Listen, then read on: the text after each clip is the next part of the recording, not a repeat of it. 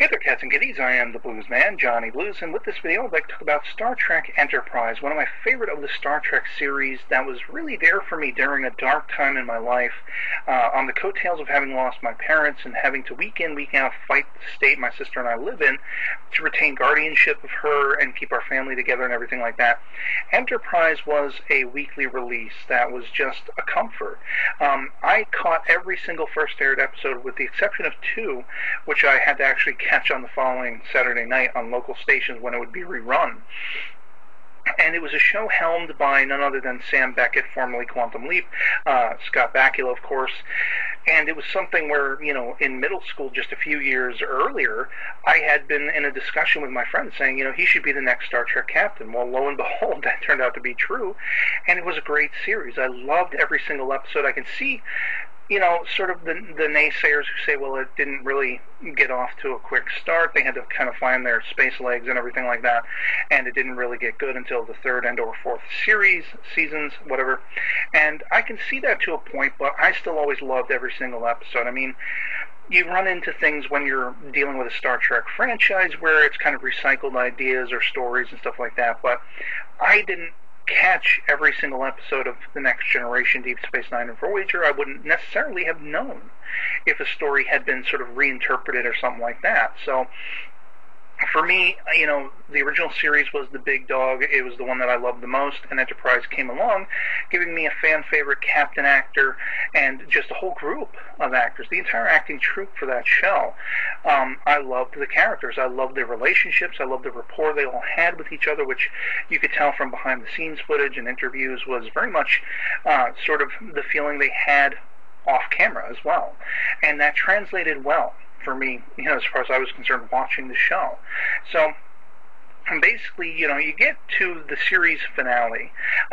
These are the Voyages. This was the very divisive finale for the series because all of a sudden you had, from The Next Generation, Jonathan Frakes and Marina Sirtis thrown in there, and rather than sort of, you know, letting Enterprise end on its own legs, it had to be forcibly ended on the legs of The Next Generation as a holodeck program.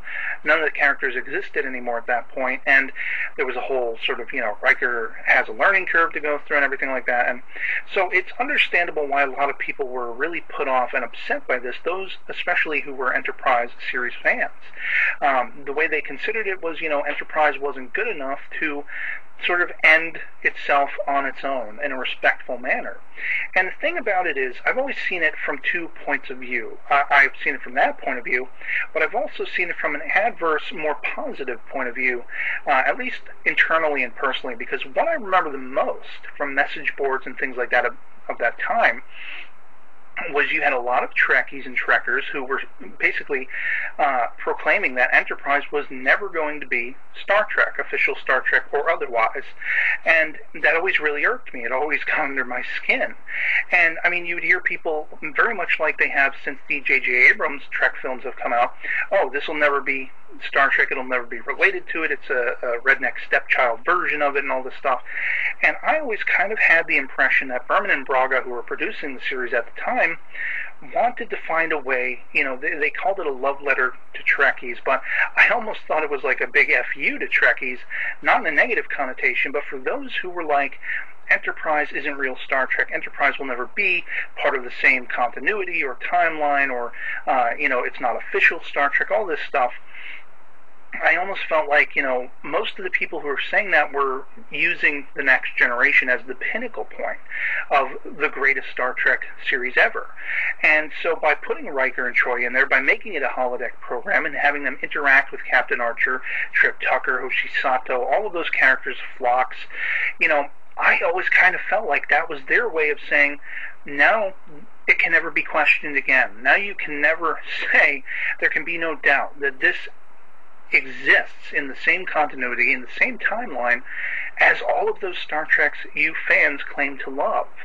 And so I always felt that it was a way for them to make it so that Enterprise could never be questioned again. It would solidify for history as being part of the same continuity, part of, in the continuity of the fictional universe. It's the first step that we're as yet seeing officially on screen, and it leads into 100 years later, the original series, which then leads into the Next Generation.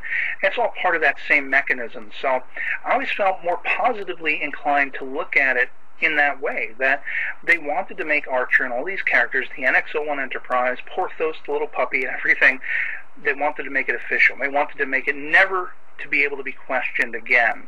And so yeah, I'd love to hear from you guys in the comments below what you think of this line of thinking to do with These Are the Voyages, the series finale of Enterprise, if you've ever seen it, if you're a fan of the series or not. I'd love to hear your thoughts.